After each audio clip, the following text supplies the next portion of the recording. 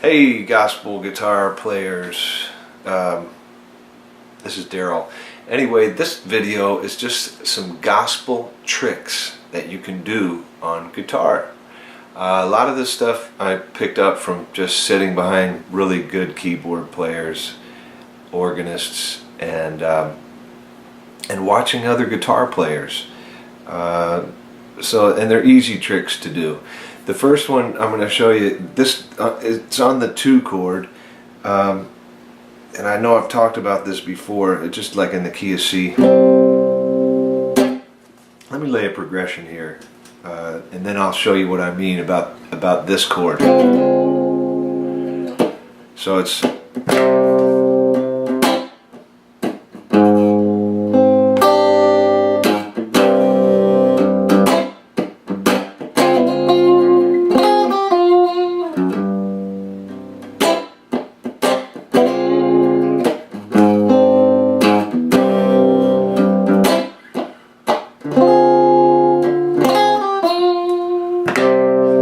so you have the 1 to the 2, basically. These are just inversions of the 2. Right? Now, this chord, is it a dominant 9th? Nope. It looks like it, but you don't have a B flat in the root, so it can't act as that. We're in the key of C here. Right?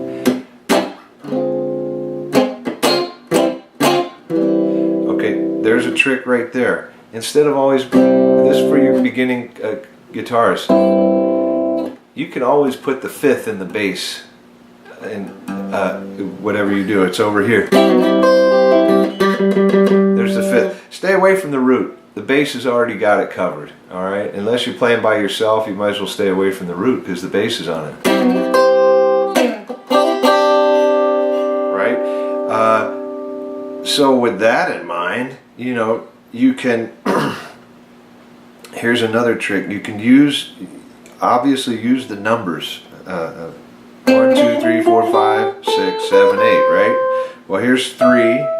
We already know what we talked about. The 6th and the 9th work really nice in gospel. Here's the C. Here's the 6th. Here's the 9th. So you can have that. Works nice in gospel. So here's the 6th, here's the 5th. Well, if I want the 6th and the 5th together, I can't do it on one string, so you have to do it kind of like this. This is an old trick, old gospel trick. Right? That same formation happens here for C. It now includes the 5th, the 3rd, and the 9th. So there's one thing. Okay, so when you get to this, you're getting to this chord. There's a lot you can do with this chord. The way I approach it personally is to treat this like a blues chord, as if the root was B flat, kind of like having like a blues.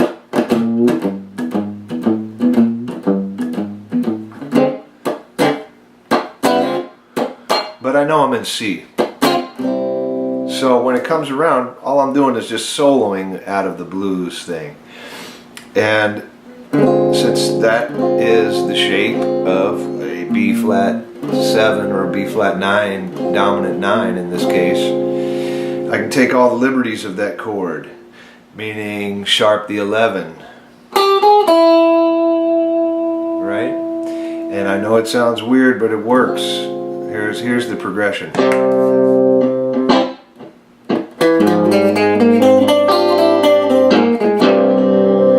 Right? It works because the sharp 11 on this chord is the 3rd of C. And we know through our theory that if it's diatonic, it's going to work. And in this case, it is.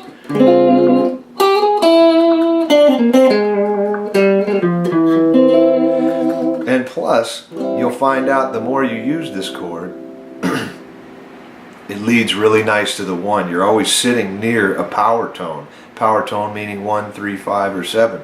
You're always sitting near that. Right? Trick that I like to use, instead of making your chord like that, bring the 3rd up. Remember, get away from the root because the bass player is probably covering it. So here's your 3rd.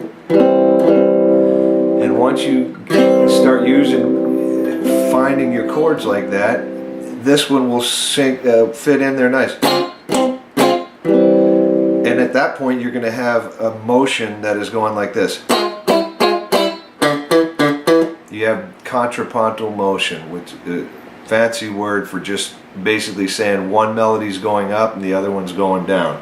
These two are going down and this one's going up.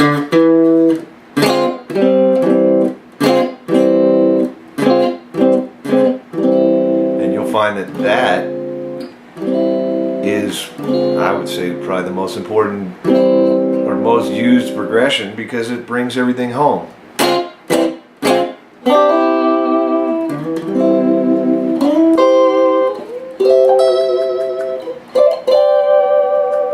I would suggest learning all your inversions in triads. 3 notes. Here's 3 here. Right? Here's 3 here. Here's 3 here. And you're back to the top. Right? Once you find those, there's some more tricks that you can do with 2 notes.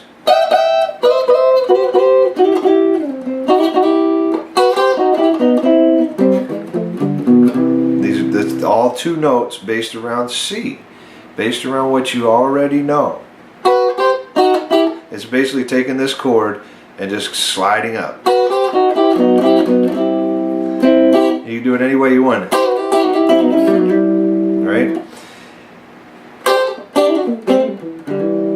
Right? All 2-note tricks that are easy to do that you already know. Right? That's an old blues thing. Right? Mix the 4th. Nobody has to know you're doing it. You can always mix the 4th into any chord, and most of the time, and nobody needs to know, and it's not going to clash.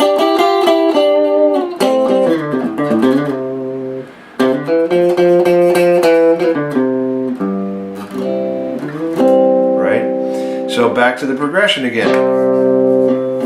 If I'm thinking B flat, it's kind of, you know, without the root. You can play over the measure, over the time measure too.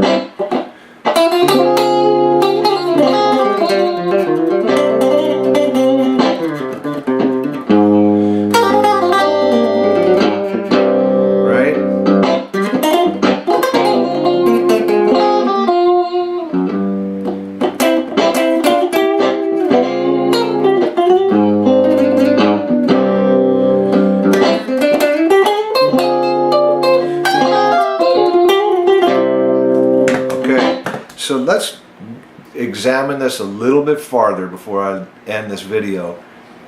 If you take this chord, and we just found out that you can play out of this blues thing, you know, well, if I can play a B flat 7 over that, it's perfectly legal to turn this into a 2-5, which is going to be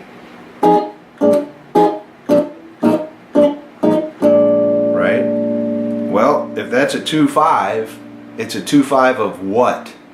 It's a 2-5 of E flat. I know we're in the key of C, okay? And I know it sounds weird out of context, but check it out, it works. I'm going to play 2 5 lines out of E flat when it gets to this chord, okay? Because we've just figured that this, theoretically and diatonically, within the framework of, in this case, an E flat, this is a 5 chord, so make it a 2-5. Right? Let's see what it sounds like if I do 2 5 lines in E flat over that chord.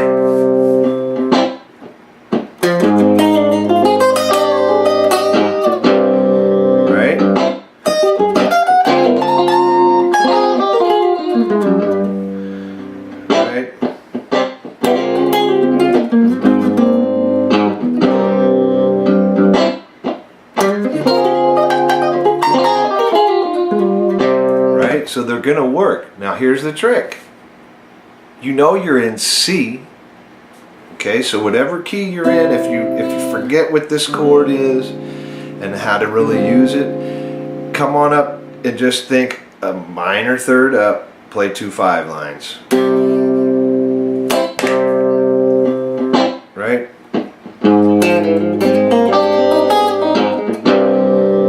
Make sure you resolve back to C. Right?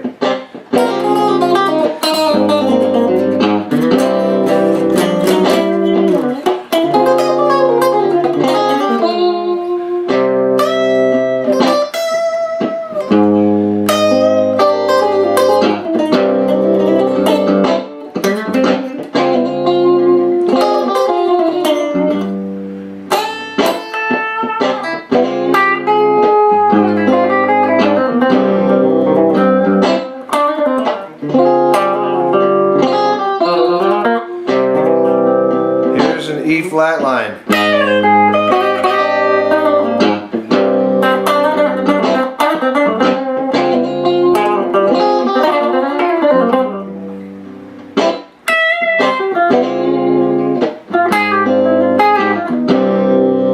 Okay, so hopefully that helps.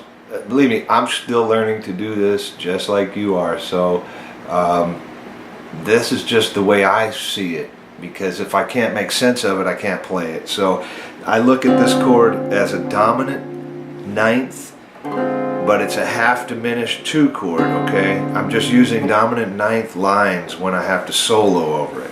All right, I hope that helps.